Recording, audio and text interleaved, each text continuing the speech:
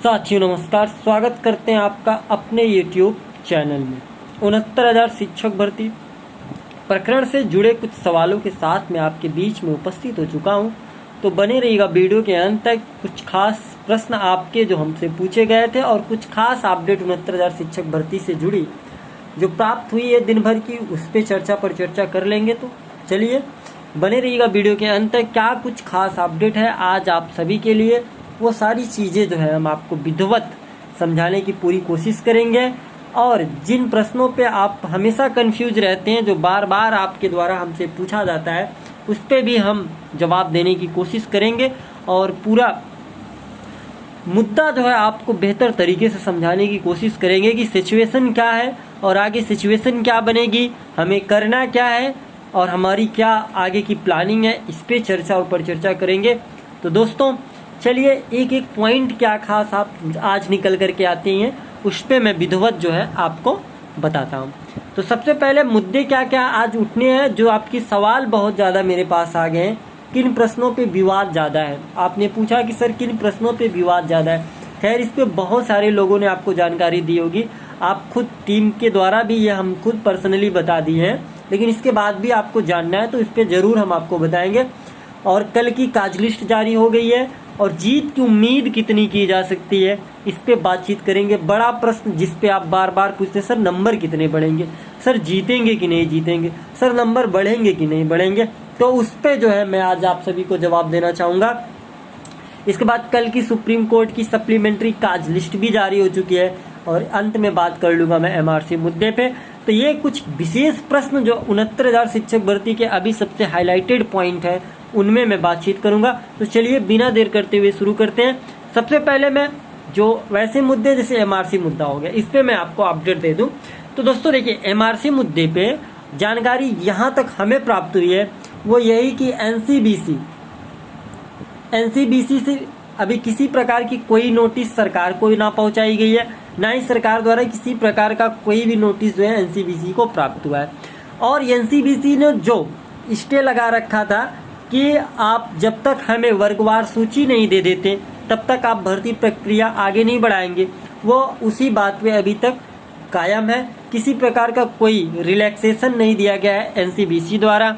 और अब बात कर ले कोर्ट में क्या हो रहा है, तो एनसीबीसी द्वारा कोर्ट में किसी प्रकार का कोई केस नहीं फाइल किया गया अभी तक, और जो अभ्यर्थियों द्वारा केस फाइल किया गया है उसकी अभी तक कोई हियरिंग डेट नहीं गई। लोग संभावना बता रहे थे 17 और 18, खैर 17 में भी नहीं, अभी तक 18 में भी प्राप्त जानकारी के अनुसार लिस्टेड नहीं है मामला। तो कुल मिला जुला के सिचुएशन ये है कि MRC पे अभी तक कोई भी ना तो कोर्ट से, ना तो सरकार के द्वारा, ना ही एनसीबीसी के द्वारा कोई सूचना प्राप्त हो पाई। अब दोस्तों मैं आगे बात कर लूँगा। कल की सप्लीमेंट्री काज लिस्ट जारी हुई है जो कि सुप्रीम कोर्ट की, उसको मैं आप सभी को दिखा दूं, उसका हिस्सा मैं आप सभी को बताते हुए बता दूं। ये देख लीजिए, ये सप्लीमेंट्री 18 की है, ठीक है। और यहाँ जजेस भी देख लीजिए आप कौन बैठ रहे हैं। जस्टिस उदय उमेश ललित सर बैठ रहे हैं, विनीत सरन जी बैठ रहे हैं और जस्टिस अजय रस्तोगी जी बैठ रहे हैं।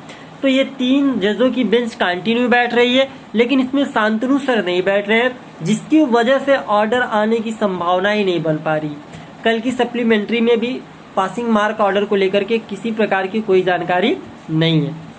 उसमें एक मणिपुर का केस लगा है, एक और केस है, तो इसका मतलब इसमें भी किसी प्रकार की कोई जानकारी नहीं है। अब आगामी आने वाले समय में देखना यह है कि सप्लीमेंट्री लिस्ट फिर आएगी 19-20 की, तो उसमें भी देख लिया जाएगा कि आपका मामला पासिंग मार्क का लिस्टेड है या नहीं। खैर प्रेजेंट टाइम में 18 की डेट का नहीं है दोस्तों, ठीक है। अब आगे मैं बात कर लूँगा उत्तर कुंजी की कल की भी वो भी आ गई है, वो हम आपको दिखा देते हैं। ये रहा, देखिए ये है उत्तर कुंजी का, इसमें 18/9/2020 देख पा रहे होंगे आप। और इसके बाद जज भी बैठ रहे हैं, वही पंकज सर, जायसवाल सर और करुणेश सिंह पवार सर। इसमें भी आपका मामला नहीं लगा है, क्यों?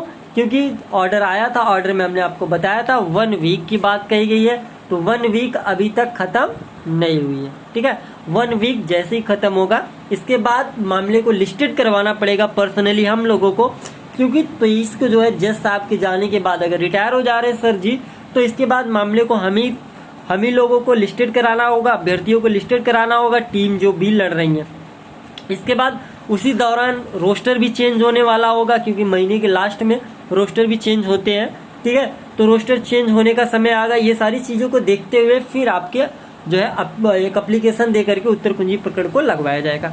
अब लोग कुछ साथी पूछेंगे कि सर तब तक ऑर्डर आ जाएगा तब। दोस्तों ऑर्डर को लेकर के अभी तक किसी प्रकार की कोई जानकारी प्राप्त नहीं हो पाई है, इसलिए अभी उसको ना मान के चलिए कि कितने दिन में आएगा, ठीक है।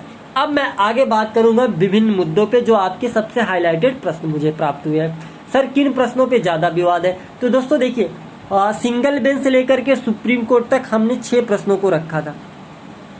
6 प्रश्न सबसे हाईलाइटेड रखे गए थे।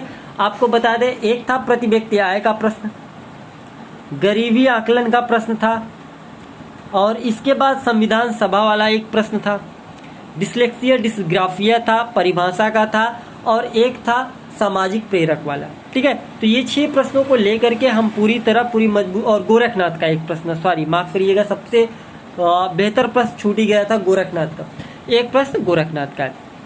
तो इतने प्रश्नों को लेकर के हम सिंगल बेंच से लेकर के सुप्रीम कोर्ट तक गए थे, और सिंगल बेंच से हमें इसी 6 प्रश्नों पे जीत भी मिली थी, और यूजीसी को रिपोर्ट जानी थी। अगर यूजीसी को रिपोर्ट चली गई होती तो उसमें क्लियर हो गया होता कि किन प्रश्नों पे क्या बनती है। वहाँ एक कमेटी बैठेगी, एक्सपर्ट बैठेंगे, वो तय करेंगे कि किन प्रश्नों का उत्तर क्या होना चाहिए। खैर वो हुआ नहीं, सरकार डबल बेंच से स्टे वैकेंट करवा ली, यूजीसी की रिपोर्ट ना गई, हम सुप्रीम कोर्ट से वापस आ गए हैं। अब फिर डबल बेंच में नई सुनवाई जैसे होती है, फिर हमारी वही मांग रहेगी कि एक कमेटी के थ्रू यूजीसी को रिपोर्ट जाए, और इसके बाद जो भी निष्कर्ष निकल के आता है, चाहे वो 1 नंबर का हो, चाहे 2 नंबर का हो, चाहे 1 भी नंबर का ना हो, हमें सब मंजूर होगा। लेकिन यूजीसी को रिपोर्ट पहली जानी चाहिए, एक कमेटी बैठे वो जांचे। क्यों? अगर किताबें गलत है, अगर किताबें गलत है तो किताबें छपी क्यों हैं? किताबें गलत है तो किताबें छपी क्यों हैं? ठीक है, तो ये सबसे बड़ा सवाल है। खैर कुछ साथी हमको इस पे ज्ञान भी देंगे कि कुछ आता जाता नहीं है, बोलने चले आए।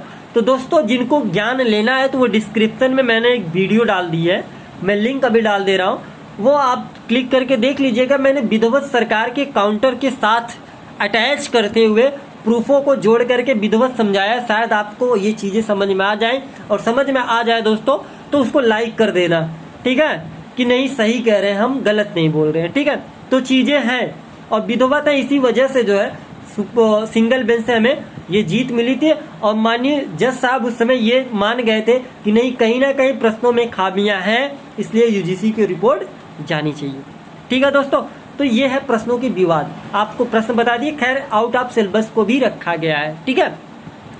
अब आगे मैं बात करूं जीत की उम्मीद कितनी है, तो दोस्तों देखिए, उम्मीद की बात करोगे तो मैं उम्मीद 100% मान के चलता हूं। अगर उम्मीद 1% होती तो भी मैं चलता, ठीक है। और प्रेजेंट टाइम में तो मुझे पूरा आशा और विश्वास है कि हम इस मुद्दे में सफल होंगे, इस प्रकरण में सफल होंगे, चाहे हमें सुप्रीम कोर्ट तक ही क्यों ना जाना हो। मैंने आपको बताया ना, अगर 1% भी आशा होता तो भी मैं ये लड़ाई लड़ता, तो भी टीम लड़ाई लड़ती, पीछे नहीं हटती, तो भी ये लड़ाई लड़ी जाती, पीछे नहीं हटा जाता। अभी तो हमें पूरे चांसेस बन रहे हैं कि नहीं, हमें इस पे जीत मिल सकती है। इसलिए दोस्त पूरी उम्मीद, पूरा विश्वास के साथ हम लगे हैं, और ये आपका साथ और सहयोग ही है कि जो हम अभी इतने विश्वास और इतने कॉन्फिडेंस के साथ बोलते हैं कि नहीं, हमें होना है, कुछ ना कुछ होना है, हमें सक्सेस होना है, चाहे वो क्यों ना 1 नंबर ही बढ़े, लेकिन हम अंतिम पावदान तक, अंतिम पड़ाव तक जाने के लिए तैयार है। ऐसे नहीं छोड़ सकते बीच में।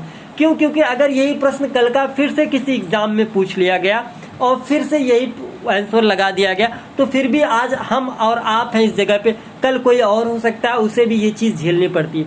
और ये एक बार नहीं, माननीय पीएनपी द्वारा ये एक बार नहीं, हमेशा टेट के एग्जाम में हमेशा ये देखने को मिलता आ रहा है। इसके पहले सुपर टेट कराया गया, उसमें भी ये चीज़ देखने को आ रही है। लेकिन कुछ हमारे चयनित साथी को लगता है कि ये भर्ती को फंसाने जाने का एक प्रोपोगंडा तैयार किया गया और भर्ती को फंसाया गया। लेकिन उन्हें ये पता है कि टेट में ऐसा हो चुका है, इसके पहले वाले सुपर टेट 68-500 वाली भर्ती में हो चुका है। लेकिन इसके बाद वो इसलिए नहीं मानते क्योंकि इसमें उनको अपना व्यक्तिगत फायदा दिख रहा है। तो ठीक है, वो अपना व्यक्तिगत फायदा देखें, हमें उनसे कोई आपत्ति नहीं है।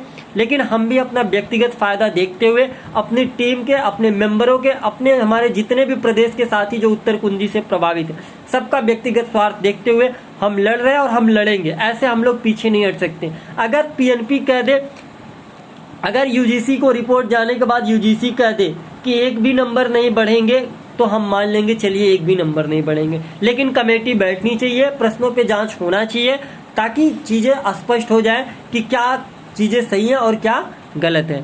ठीक है दोस्तों, तो आशा करते हैं आपको ये चीज़ें बेहतर तरीके से समझ में आ गई होगी।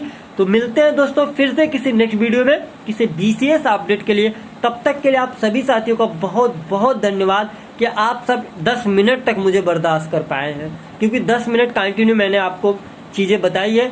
ठीक है, अगर किसी साथी को लगा हो कि नहीं मैंने गलत बोला तो दोस्त उसके लिए मैं क्षमा चाहूँगा। मिलता है फिर से किसी नेक्स्ट वीडियो में। तब तक के लिए आप सभी साथियों का बहुत बहुत धन्यवाद।